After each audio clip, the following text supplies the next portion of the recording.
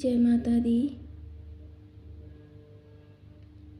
यह संसार एक कड़वा सत्य है, लेकिन हमने हजारों मनुष्य आत्माओं को यह कहते हुए सुना कि इस नाशवान संसार में मनुष्य की मुक्ति कैसे हो। लेकिन जिस तरह से हम ईश्वर को सत्य मानते हैं, उसी तरह ये संसार भी सत्य है। इस संसार को नाशवान नहीं कह सकते हैं, लेकिन जो इसमें सत्य स्वरूपा जीवात्माएं हैं, जिसे हम ईश्वर का अंश भी कहते हैं, उसने जो मनुष्य रूपी शरीर धारण किया है, वह शरीर नाशवान है। यह संसार तो मनुष्य आत्माओं के लिए भक्ति से लेकर मुक्ति तक का केंद्र बिंदु है। यह मनुष्य को सत्यता से अमरता का केंद्र बिंदु बना देता है।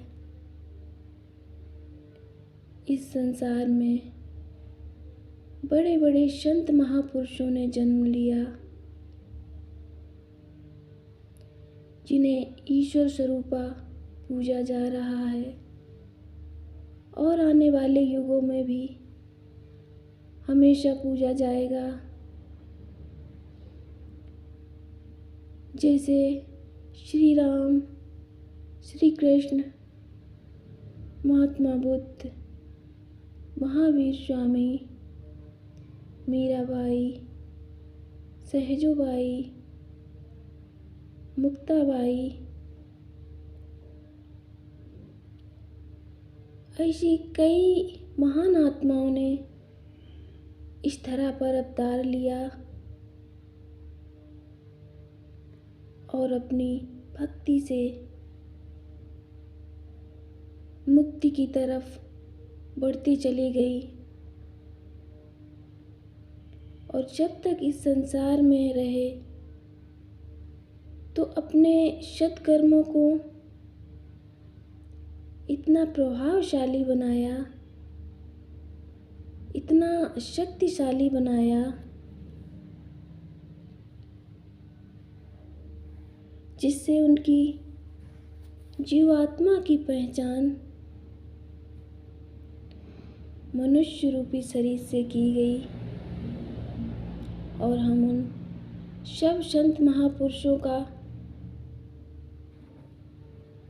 अनुसरण करते हैं, उनके पद चिन्हों पर चल रहे हैं। इसलिए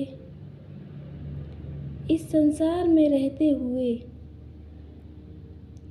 हम सब इस नाशवान शरीर का नाम भी अजर अमर कर सकते हैं।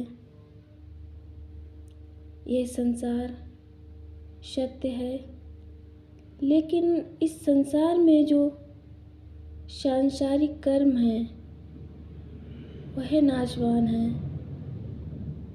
इसलिए इस संसार में रहते हुए मनुष्य को अपनी जीवात्मा के साथ साथ अपने सत्कर्मों को भी अमरता की ओर ले जाने का प्रयास करना चाहिए। इस संसार में रहते हुए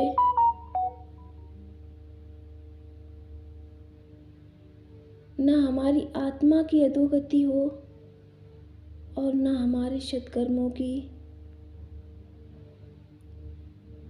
इसलिए ईश्वर ने मनुष्य को सभी जीवात्माओं में श्रेष्ठ बनाया है, जिससे वह इस संसार में रहते हुए कर्मों की अधोगति से अपने सद्कर्मों की शतोगति में लीन हो जाए और मुक्ति की तरफ बढ़ता चला जाए। जय माता दी।